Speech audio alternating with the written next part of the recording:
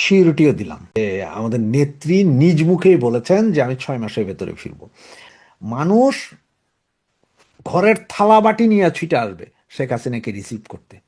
এটাই হবে। জয় বাংলা, জয় বঙ্গবন্ধু। তা আমরা যদি মে মাসটা চলতি মাস এটা যদি ছেড়ে দিই, June, July, August, September, October, November হচ্ছে যে 6 মাস পূর্ণ হয় ডিসেম্বর, এর ভিতরেই ফিরবেন। 6 মাস, 6 মাসের ভেতরে ফিরবেন। এর থেকে 1-2 দিনও এদিক ওদিক হবে না। কেন আমিও বলছি এরকম সিউরিটি, তার হচ্ছে আমি আপনাদের এর আগেও বলেছি যে নেত্রী গত 20 মাস বারবার বলেছেন আমি আশপাশে আছি, তোমরা সাহস হারায় না, আমি যে কোনো মুহূর্তে ঢুকবো, টুপ করে ঢুকে যাব, এই সে অনেক রকম। কিন্তু এইবার তিনি স্পেসিফিক্যালি বলে দিয়েছেন যে আমি 6 মাসের ভেতরেই ঢুকবো। 6 মাস বলতে আপনার ডিসেম্বর পর্যন্ত একদম ইজিলি ধরে রাখতে পারেন যে ডিসেম্বরের ভেতরেই উনি ঢুকবে। এর কোনো দ্বিমত আর নাই। তো কেন উনি ঢুকবে, হঠাৎ করে কি হলো, কিভাবে উনি ঢুকবে, এইটা হয়তো অনেকে চিন্তা করছেন। তা আমি 3-4টা ঘটনা বলি, এগুলো যদি আপনি একটু মিলান হয়তো বুঝবেন যে কিভাবে ঢুকবে। বাংলাদেশে এখন যে অবস্থা, অস্থিতিশীল একটা পরিস্থিতি, ল অ্যান্ড অর্ডার সিচুয়েশন নাই। হামে মানুষ মরছে, ধান খেতে চিটা হয়ে যাচ্ছে, পেট্রোল নাই, ডিজেল নাই, মানুষের মনে হাহাকার, মানুষ একবেলা খাইলে আরেক বেলা খাইতে পারতেছে না। এই অবস্থায় বাংলাদেশের গরিব মেহনতি মানুষ যারা আছে, শ্রমিক মজুর মেহনতি মানুষ যারা, এদের মধ্যে হাই হাই উঠে গেছে। এরা প্রচণ্ডভাবে শেখ হাসিনার যে নেই এটা অনুভব করছে। আপনার উত্তরবঙ্গ, সিলেট অঞ্চল, মানে যেসব জায়গা আছে একদম গ্রামে, ওখানে দেখেন কৃষকরা, শ্রমিকরা বলে যে শেখ হাসিনা, ওরা নেত্রী বা আপা বলে না, ওরা ডিরেক্ট বলে শেখ হাসিনা, হাসিনা, ওকে হাসিনা বলে আদর করে। যে হাসিনা আমাদের মাফ করে দিও, আমাদের তো কোনো ক্ষমতা নাই, আমরা তোমার কিছুই করতে পারি নাই, সুযোগ পাইলে হয়তো একটা ভোট দেবো, সেই সুযোগও নাই। এই ধরনের ভিডিও আপনার প্রচুর পাবেন। এইটা দেখবেন ঢাকা শহরের রিক্সাওয়ালাদের মধ্যে দেখবেন বলে আগেই ভালো ছিলাম, আগে তো 2000 কামাইতাম, এখন 200 কামাই। এইসব কথাবার্তা মানে হচ্ছে যে আপনার এই যে শ্রমিক, কৃষক, মজুর, মুটে, মানে দরিদ্র মানুষের মধ্যে হাহাকার তৈরি হয়েছে শেখ হাসিনার জন্য। এইটা এই সরকার না, কোনো সরকারই ট্যাকেল দিতে পারবে না। শেখ হাসিনার দ্বারা সম্ভব ট্যাকেল দেওয়া। এই যেমনগুলো একটা। দ্বিতীয়ত দেখেন কূটনীতিকভাবে এই সরকার পুরোই বিপর্যস্ত। যেমনটা আপনার ইন্ট্রিমের নুনুর সরকার বিপর্যস্ত ছিল, এই সরকারও সেম বিপর্যস্ত। তারা ভারতের সাথে ওয়াদা করে আসছে, এখন ভারতের সাথে লেগে বসছে। ওইদিকে ভারত বলতেছে কাটা তার দিবে, এদিকে 3টা চোরাচালানকারী, যারা চোরাচালান করে, এরকম 3জন মারা গেছে। এগুলো নিয়ে তারা, হ্যাঁ ভারত একটা মারলে আমরাও মারবো, তো বাবা দেয়া মার, মাইরা দে। কাটাতারের বেড়া কেন দিবে, তো কাটাতারের বেড়া দিবে, তোরা দরকার হয় তোদের জায়গায় তোরা দেওয়াল তুলে দে 50 ফিট উঁচা। হুম। তো এইটা হচ্ছে যে পার্শ্ববর্তী রাষ্ট্রের সাথে ঝামেলা চলছে। ওইদিকে আবার চীনের সাথে হাত মিলাতে চাচ্ছে, এইদিকে আবার পাকিস্তানের সাথে, সব মিলে একটা ভজঘট অবস্থা। আর তৃতীয়ত যেটা, সেটা দেখেন বিচার ব্যবস্থা, আইন ব্যবস্থা, বিচার, আইন, এখানে সবগুলোতে লেজে গোবরা অবস্থা। যেমন গতকাল আর আজকে মিলে আপনার যেই সুপ্রিম কোর্ট বারের যে নির্বাচন, সেখানে দেখবেন যে 4500 নাকি আইনজীবীকে নমিনেশনই তুলতে দেওয়া হয়নি। এদের অনেকে নাকি আওয়ামী লীগই করে নাই কখনো, মানে এমন নিরীহ নিরীহ আওয়ামী লীগ না বিএনপি কেউ জানে না, সেদেরও তুলতে দেয়নি। তো এইসব নিয়ে একটা বিশাল গেজনা চলছে। জিও পলিটিক্সের প্রতিনিয়ত আপনার সূত্র চেঞ্জ হচ্ছে। যেমন আপনারা হয়তো গতকালকে দু একটা নিউজ দেখেছেন কিনা আমি জানি না, সেখানে বলা হচ্ছে যে আমেরিকা অলরেডি পাকিস্তানের একটা ডাবল স্ট্যান্ডার্ড ধরতে পারছে।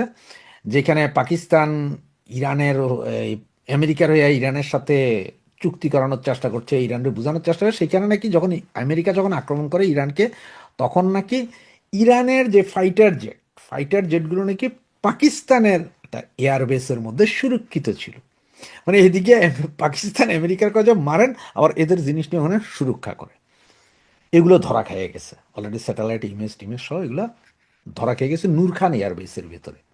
নূর খান এয়ারবেসের মধ্যে ইরাকের, ইরানের বিমান রাখা। তো এগুলো পাকিস্তানের সাথে, পাকিস্তানের সাথে আবার বাংলাদেশ এই সন্ত্রাস বিরোধী, তারপরে কি বর্ডারের চোরাচালান, হেদের লাগে বর্ডার নাই, তো এগুলা নিয়ে বহু চুক্তি মুক্তি করছে, তো চতুর্দিকে লেজে গোবরে।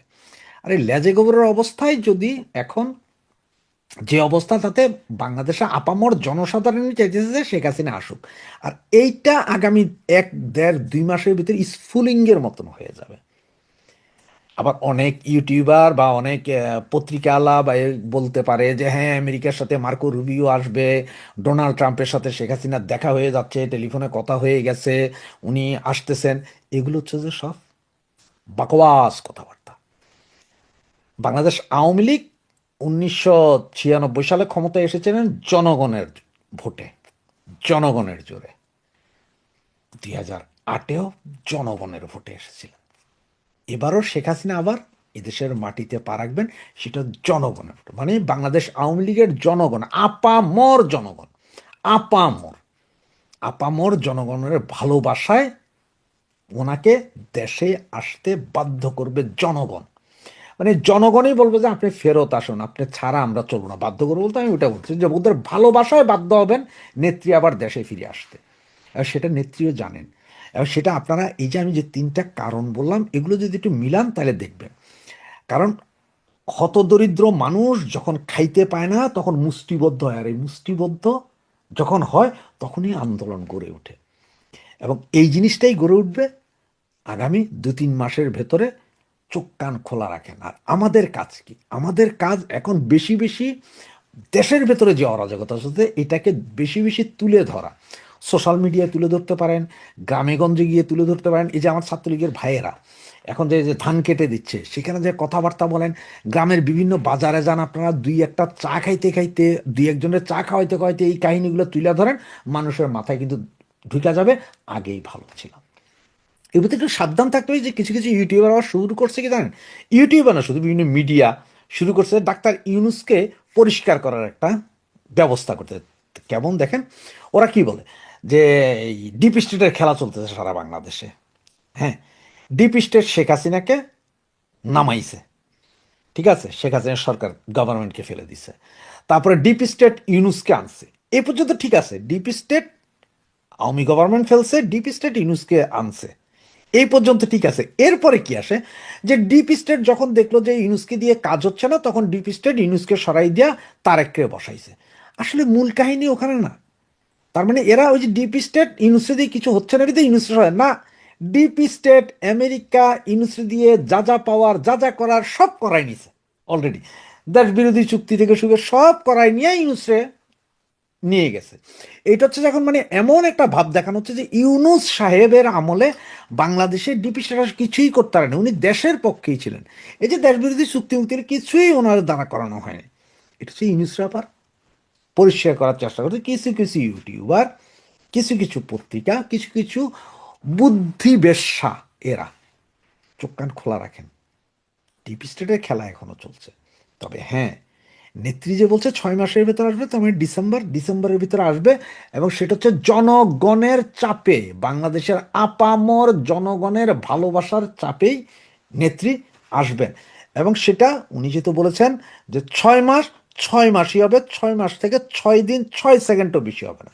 এই 6 মাসের ভেতরে দেখবেন ঢাকা এয়ারপোর্টে নামবে। এবং আমরা সবাই সচক্ষে দেখব সেদিন ঢাকা শহর মানুষের বন্যায়, গরিব মানুষের বন্যায়, মেহনতি মানুষের বন্যায় ভেসে যাবে।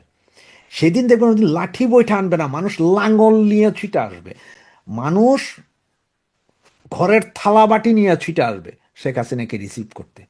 এটাই হবে। জয় বাংলা, জয় বঙ্গবন্ধু।